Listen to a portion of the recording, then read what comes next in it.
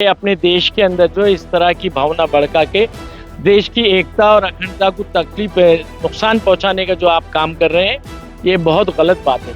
प्रधानमंत्री ने इस तरह के स्टेटमेंट देना, ये बहुत गलत बात है। मुस्लिम ने हमेशा देश की एकता और अखंडता के लिए अपनी कुर्बानी दी है, तारीख गवाह है। इतनी सारी महिलाएं, इनकी माएं और बहनें इस देश में पिछले 65-70 सालों से रह रही है। क्या किसी का मंगलसूत्र चोरी हुआ? कितना बेवकूफ बनाओगे आप भारत की जनता को सिर्फ एक कुर्सी की खातिर? इस पूरे मामले में इलेक्शन कमीशन जिस तरह से खामोश बैठा है, उस पर हैरत होती है। यानी एक तरह से लग रहा है कि इलेक्शन कमीशन मौजूदा हुकूमत का पपेट बन चुका है। वो सिर्फ बयान करने वाले एक वज़ीर आज़म साबित हुए अभी तक। पहले बादशाहों के ज़माने में एक मस्खरे हुआ करते थे और वो कुछ चुटकुले छोड़ा करते थे और उससे दरबार खुश हुआ करता था। तो ये ऐसे कुछ चुटकुले छोड़ रहे हैं। नमस्कार, आप देख रहे हैं न्यूज़ तक। मैं हूं इसरार चिश्ती। देश भर में लोकसभा चुनाव की तैयारियां जोरों शोरों से चल रही है। पहले फेज का चुनाव हो चुका है और अब दूसरे फेज के लिए लोग तैयारियां कर रहे हैं। देश के प्रधानमंत्री ने भी कुछ दिन से वो एक कम्युनिटी को टारगेट कर रहे हैं और वो जो बयान दे रहे हैं मुसलमानों के खिलाफ, उसको लेकर मुसलमान क्या सोचते हैं। हम बात करेंगे कुछ मुस्लिम लोगों से और उनसे जानेंगे कि प्रधानमंत्री के बयानात को वो कैसे देखते हैं। जी, किस तरह देखते हैं। अभी हाल ही में प्रधानमंत्री ने राजस्थान में जो बयान दिया है मुसलमानों की आबादी को लेकर, बच्चे पैदा करने को लेकर, हम ये समझते हैं कि ये देश के प्रधानमंत्री नहीं बोल रहे थे, बल्कि एक आरएसएस का प्रचारक कह रहा था। इसलिए कि भारत का प्रधानमंत्री कभी भी इतनी निचली सतह की बात नहीं कर सकता। हम इस बात की निंदा करते हैं, सबसे पहली बात। दूसरी बात यह है कि आप देश को इंटरनेशनल लेवल पर एक छवि बनाने की कोशिश कर रहे हैं। कह रहे हैं कि भारत का डंका पूरी दुनिया में बजने जा रहा है और उसी भारत की सबसे बड़ी माइनॉरिटी को तुम इस कदर एक सौतेले सलूक उनके साथ कर रहे हो, इस तरीके से एक दुश्मनी और नफरत वाले रवैये से उनको देख रहे हैं। ये बहुत खतरनाक बात है। और नरेंद्र मोदी को मैं उन्हें प्रधानमंत्री इसलिए नहीं कहूँगा कि भारत का प्रधानमंत्री कभी भी ऐसी जुबान का इस्तेमाल नहीं कर सकता। और वो जो जुबान का इस्तेमाल हुआ है वो इस भारत के लोकतंत्र के लिए मैं समझता हूँ कि बहुत खतरनाक घंटी है।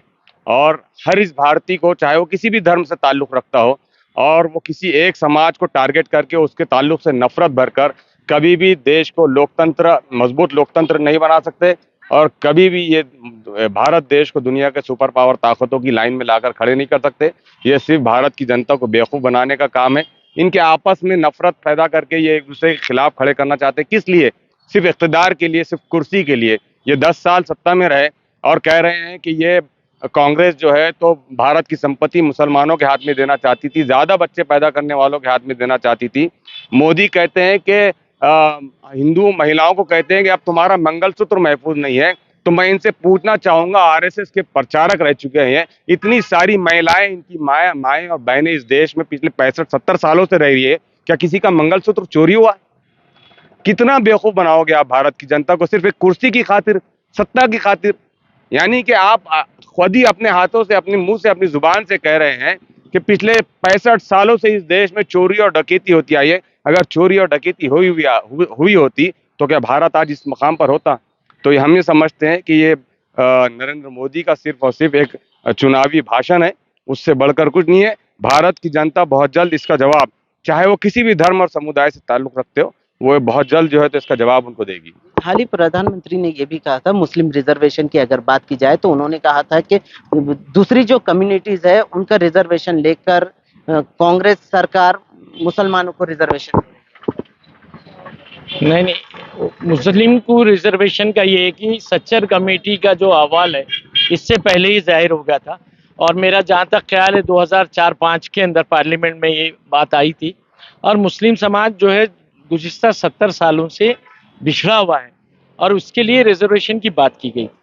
अब इन्होंने अपनी ज़ाती मफाद के तौर पर, इन्होंने इस सियासी मफाद के तौर पे इन्होंने मुस्लिम की बात की। असल में रिजर्वेशन तो ये किसी को नहीं देना चाहते। तालीम में मुस्लिम पीछे है और इसकी वजह भी यही है जिम्मेदार आरएसएस। मैं तायद करता हूँ शारिक भाई की, जो उन्होंने अपने सामने ये बात रखे। ये अपने देश के अंदर जो इस तरह की भावना भड़का के देश की एकता और अखंडता को तकलीफ नुकसान पहुंचाने का जो आप काम कर रहे हैं, ये बहुत गलत बात है। प्रधानमंत्री ने इस तरह के स्टेटमेंट देना, ये बहुत गलत बात है। मुस्लिम ने हमेशा देश की एकता और अखंडता के लिए अपनी कुर्बानी दी है। तारीख गवाह है। आप बताइए, घुसपैठियों की बात करते हैं, हालांकि इसी देश के रहवासी लोग हैं, और फिर घुसपैठिए कहाँ से?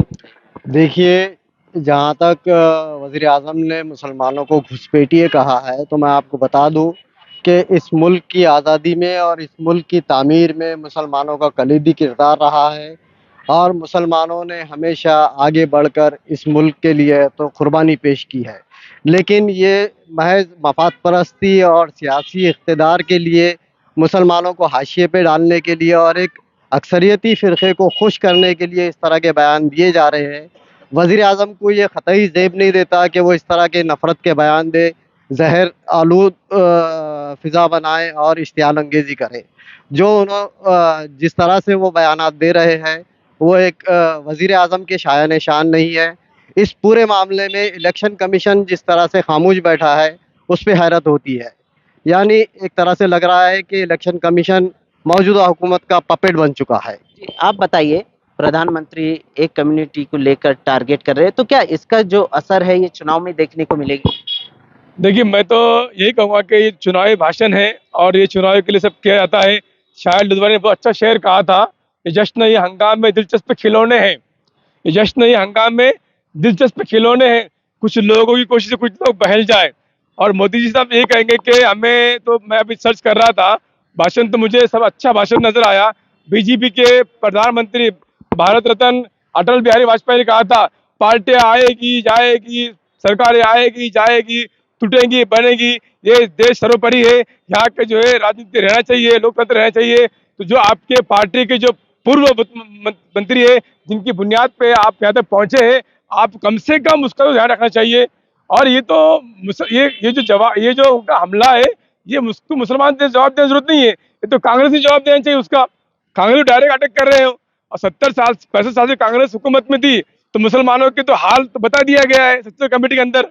मराठी में अच्छी कहावत है, वो मुसलमानों पर लागू होती है। मराठी में कहावत है कि माँ जेव हालत नहीं और बाप भीख मांगू देते नहीं, यानी माँ जो है खाना देती नहीं, बाप भीख मांगने देता नहीं है। तो ये हाल तो मुसलमानों का बना हुआ है। तो इससे हम ये कहेंगे कि अटल बिहारी वाजपेयी ने जो कहा था संसद के अंदर, उसको ध्यान रखिए तो देश तरक्की करेगा और हम सही मानों में सबका साथ सबका विकास कहेंगे। हमारे साथ कुछ महिलाएं भी हैं, उनसे बात करेंगे। जी, आप बताइए, प्रधानमंत्री को आप किस तरह देखते हैं, जिस तरह से वो बयान दे रहे हैं? वो सिर्फ बयान करने वाले एक वजीर आजम साबित हुए अभी तक। पहले बादशाहों के ज़माने में एक मस्खरे हुआ करते थे और वो कुछ चुटकुले छोड़ा करते थे और उससे दरबार खुश हुआ करता था। तो ये ऐसे कुछ चुटकुले छोड़ रहे। और एक कहावत है ना कि तूजा माजा जमत नाइन तुला वासुन करमत नाइन, यानी जब भी इलेक्शन आता है तो सिर्फ मुस्लिम का एक चेहरा बताकर ही वोट बटोरने के लिए नए दाव मोदी जी खेलते हैं। मैं उनसे पहली बात तो ये कहना चाहूँगी, क्या जुल्म ईजाद करोगे साहब, कितनी माओं को तुम बेऔलाद करोगे साहब। खुद की औलाद नहीं है तो बताओ इतना मुल्क की कितनी माओं को तुम बेऔलाद करोगे साहब। तो आज मोदी जी कहते हैं कि आज वो मुसलमानों के ज़्यादा बच्चों को लेकर बात कर रहे हैं, क्योंकि उनकी खुद की औलाद नहीं है, शायद इसलिए बात कर रहे हैं ना। और वो भी तो किसी की औलाद है और उनके 5 भाई बहन हैं। तो पहली बात तो किसी की पर्सनल जिंदगी पे अटैक नहीं करना चाहिए मुल्क के वजीर आजम को। हम सब मिलकर उनकी निंदा करते हैं इस बयान की, है ना। क्योंकि उनका तो ये भी कहना है कि सबका साथ सबका विकास। महिलाओं के लिए उन्होंने ट्रिपल कानून भी लाया है। ट्रिपल कानून मोदी जी ने लाया है, लेकिन हमने कहाँ मांगा था ये कानून, है ना। हम कहाँ गए थे मोदी जी के पास? क्या हमने मोदी जी से ट्रिपल कानून मांगा था? नहीं मांगा था। मोदी जी जबरदस्ती आकर हमारी शरीयत में मदाखलत कर रहे हैं और पता नहीं कौन सी व्हाट्सएप यूनिवर्सिटी से वो पढ़े हैं और अपने आप को पढ़ा लिखा बताते हैं, लेकिन किसी ना किसी व्हाट्सएप यूनिवर्सिटी से वो पढ़कर आए हैं और हमारे ऑलरेडी जो पर्सनल लॉज है और हमारे शरीयत के जो लॉज है उसमें आकर वो मदाखलत कर रहे हैं। और अभी अभी उन्होंने ये भी बयान दिया है कि ट्रिपल तलाक का कानून लाकर हमने मुस्लिम समाज को एक मजबूत बनाया। तो कैसे मजबूत बनाया आपने? क्या आपने मुस्लिम समाज को रोजगार दिया? आज मुस्लिम समाज की बेटियां आपसे फेलोशिप मांग रही है, स्कॉलरशिप मांग रही है, वो तो आपने खत्म कर दी। ऑलरेडी जो फेलोशिप शुरू थी, आज मुस्लिम समाज की मैं कहूँगी 3% सिर्फ खवातीन बड़ी मुश्किल से PhD MPhil तक पहुंच रही थी। तो मोदी जी ने तो उस पर कुल्हाड़ी चला ली। मैंने तो कभी पर्सनल लॉ के हिसाब से अपना ट्रिपल तलाक का कानून नहीं मांगा था। मैंने तो स्कॉलरशिप मांगी थी, मैंने तो फेलोशिप मांगी थी। मेरे बच्चे फेलोशिप मांग रहे हैं, स्कॉलरशिप मांग रहे हैं। आपको लगता है कि 400 के पार इस बार जाएंगे? मुझे तो 400 का पार नहीं लगता, लेकिन आजकल सोशल मीडिया पे एक चल रहा है 160 160 160, तो शायद मोदी जी का ये हाल होने वाला है। हम सभी देख रहे हैं, एक जुमला मशहूर हो रहा है। और पता है हमारे गलियों में आजकल कुर्सियां वाले आके कहते थे कि 400 में कुर्सियां लो और बैठ जाओ। तो मोदी जी इसको कुछ खेल समझ रहे हैं, है ना। और मैं मोदी जी से पूछना चाहूंगी, जब आप मुस्लिम महिलाओं की बात करते हैं तो क्यों बिल्किस बानो को आप याद नहीं करते? बिल्किस बानो के जो मुजरिम थे, क्यों आप उनको रिहा करते हैं? आप कहते हैं बेटी बचाओ बेटी पढ़ाओ कहते हैं, और फिर बेटी बचाओ कहते हैं, फिर आसिफा को क्यों नहीं बचा पाए आप? हाँ, वो हमारी मासूम बच्ची, उस पर इतने दरिंदगी के साथ उसका कत्ल किया गया, उसके ऊपर जुल्म ढाए गए, उस बच्ची को तो आप बचा नहीं सके। आज है तो बच्चियां पढ़ाई के लिए जा रही, लेकिन तहफ़्फ़ुज़ मांग रही है वो, और वो कहती है आज हमको इन्हीं से बचाओ, और इन्हीं के है तो लीडरों से हमको बचाओ, और इन्हीं के जो लोग हैं आसिफा के कत्ल के बाद ये तो तिरंगा रैली लेकर निकलते हैं, उन लोगों से हमको बचाओ। आज हमारा दम यहाँ पर घुट रहा है, हमको बचाओ मोदी जी, हमको बचाओ। और मैं ये कहना चाहूंगी, मोदी जी जब इलेक्शन आता है तो हिजाब के ऊपर बात की जाती है, हिजाब के ऊपर बात की जाती है। आपके कान में कौन सी बहन ने आके कह दी क्या हिजाब में आज मुस्लिम महिला तालीम के लिए नहीं निकल रही है घर से बाहर? मैं खुद एक मुस्लिम महिला हूँ, शादी के बाद मैं तालीम हासिल कर रही हूँ, और मेरा शौहर मुझे भरपूर सपोर्ट कर रहा है। और ऐसी हमारे समाज में कई महिलाएं हैं कि जो हिजाब के साथ, हिजाब की पाबंदी के साथ बाहर निकल रही है, जॉब कर रही है, अपने शौहर का, अपने भाई का, अपने वालिद का हाथ बटा रही है। जो हम मांग रहे हैं वो हम रिजर्वेशन मांग रहे हैं, है ना। कई सालों से आज हम रिजर्वेशन मांग रहे हैं, हमको रिजर्वेशन चाहिए। उसके बाद जब मोदी जी कहते हैं, महिलाओं की बात करते हैं और महिलाओं को सक्षम बनाने की बात करते हैं, तो आपने है तो लोकल बॉडीज में महिलाओं पे रिजर्वेशन तो लगा दिया, लेकिन उसके ऊपर कब आएंगे मोदी जी आप?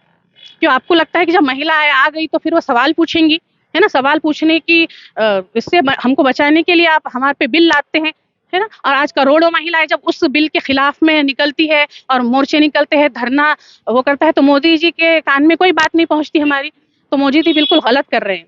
आप बताइए, अगर 400 के पार हो जाती है मोदी सरकार, तो आने वाला मुस्तकबिल कैसे देखते हैं? बहुत भयानक है मुल्क का मुस्तकबिल, क्योंकि अभी 400 पार नहीं है, अभी तो इनके 303 आए हुए फिल वक्त लोकसभा जो अभी है मौजूदा है। और अगर 400 पार ये किसी तरह से जोर जबरदस्ती से या मैनेज करके या ईवीएम मैनेज करके या अगर किसी तरह से हो जाते हैं, उनकी सारी कोशिश तो यही है, क्योंकि अब तक तो आसार यही लग रहे हैं। अब तक इन्होंने जिस तरह एजेंसियों का, सरकारी एजेंसियों का इस्तेमाल किया, अब तो इनका अदलिया में भी अमल दखल बढ़ गया, और ये बहुत बड़ी खतरे की घंटी है। अगर ये 400 पार हो गए इस मुल्क में, तो ना जाने आने वाला वक्त, जो आने वाला वक्त है, ये किस और इस मुल्क को ले जाए। कई सारे लोगों का कहना है कि संविधान खत्म हो जाएगा, आरक्षण खत्म हो जाएगा, तो क्या ये हो पॉसिबल है? ये इनका एजेंडा यही है, सबसे बड़ा इनका एजेंडा यही है कि किसी तरह से उस संविधान को खत्म किया जाए जिसकी बुनियाद पर ये मुल्क चल रहा है, जिसकी बुनियाद पर इस मुल्क को चलाया गया है। इस मुल्क में संविधान को माना जाता है। हर समाज, हर तबका, हर फिरका, चाहे वो एक जंगलों में रहने वाला आदिवासी हो, चाहे वो दिल्ली जैसे राजधानी में रहने वाला कोई शहरी हो, वो इस संविधान को मानने वाला है, और बरसों से यही चला आ रहा है। अब ये जो मनुवादी ताकतें हैं, इनकी हमेशा से कोशिश ये है कि ये जो है तो किसी तरह संविधान को ख़त्म करे और हिंदू राष्ट्र कायम करे।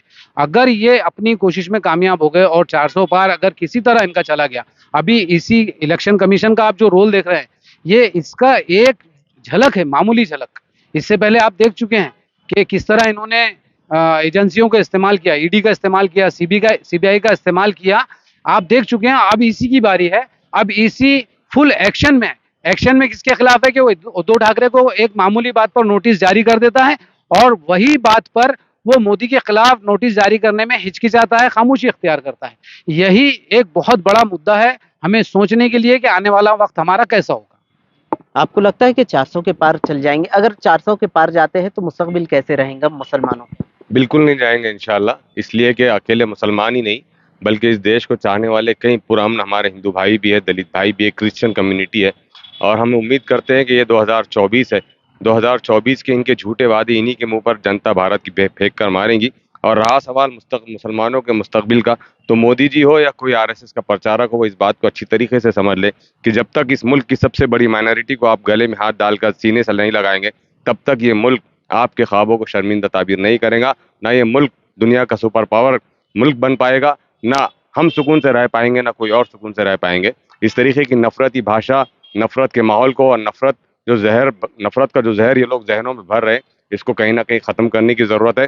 तमाम सेकुलर पार्टियों को एक साथ आकर इस किस्म की फिरकावाराना ताकतों से मिलकर लड़ने की ज़रूरत है। हम नहीं समझते हैं कि 400 पार का आंकड़ा करेंगे। लेकिन प्रधानमंत्री ने 2019 में ये भी कहा था कि सबका साथ सबका विकास, तो क्या वो जो एजेंडा था उनका वो छोड़ दिया है उन्होंने और सिर्फ मुसलमानों को टारगेट कर? नहीं, असल में शुरुआत से ही भारत की तारीख रही है कि जब जब इलेक्शन आए तब तक ये इलेक्शन के वक्त पे हिंदू और मुसलमान इनको याद आते रहे हैं। इन्होंने हमेशा इस किस्म के भाषणों का इस्तेमाल करके नफरत भर के सत्ता हासिल करने की 2014 से पहले इन्होंने कई मरतबा कोशिश की, सॉलिड मेजोरिटी नहीं मिली। 2014 में इन्होंने जो कोशिशें की उसमें बाकायदा एक मुनज़्ज़म और एक प्री प्लान तरीके से इन्होंने कोशिशें की, उसकी वजह से जो है तो ये सत्ता हासिल करने में 2014 में कामयाब हो पाए थे। लेकिन मैं नहीं समझता हूँ कि 10 साल का अरसा भारत की जनता ने इनको दे दी थी। 10 साल के बाद लोगों को लग रहा है ना उनके अकाउंट में 15 लाख रुपए आए, ना उनके नौजवानों को जो है तो रोजगार मिला, ना महंगाई में कमी आई। 2014 में जो सिलेंडर 400 रुपए का था आज वो 1100 रुपए में मिल रहा है। तो जनता समझती है, हिंदू हो या मुसलमान हो, सब कुछ सबसे पहले उसको अपने पेट की फिक्र है, महंगाई की फिक्र है, अपने नौजवान बच्चों की फिक्र है। तो हम समझते हैं कि 2024 में भारत की जनता इनका दोबारा जवाब देगी।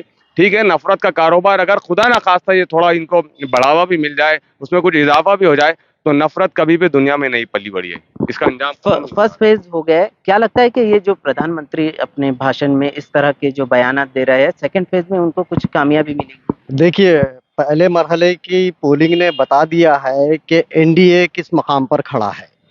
इंडिया अलायंस और एनडीए में जो जंग जारी है उसमें पहले मरहले में बहुत कुछ वाज़ेह हो चुका है और वज़ीर आज़म जिस तरह के बयानात दे रहे हैं उससे साफ ज़ाहिर हो रहा है कि वो अब बौखला गए हैं, इसलिए हिंदू मुस्लिम पे उतर आए हैं, मुसलमानों के ख़िलाफ़ ज़हर उगल रहे हैं। लेकिन इस मुल्क को बचाना है, इस मुल्क के सेकुलरिज़म को बचाना है, तो तमाम लोगों को मुत्तहिद होकर फ़िरका परस्तों का मुकाबला करना होगा, तभी इस मुल्क की तरक्की को यकीनी बनाया जा सकता है और यहाँ पे अमन व अमान रह सकता है। ये है आम मुस्लिम लोग, इन लोगों का कहना है कि अगर देश को बचाना है तो सबको मिलकर मनुवादी जो ताकतें हैं उनसे लड़ना होगा और जब ही जाकर देश की तरक्की की जा सकती है। कैमरामैन मोहम्मद समी के साथ इसरार चिश्ती, न्यूज़ तक।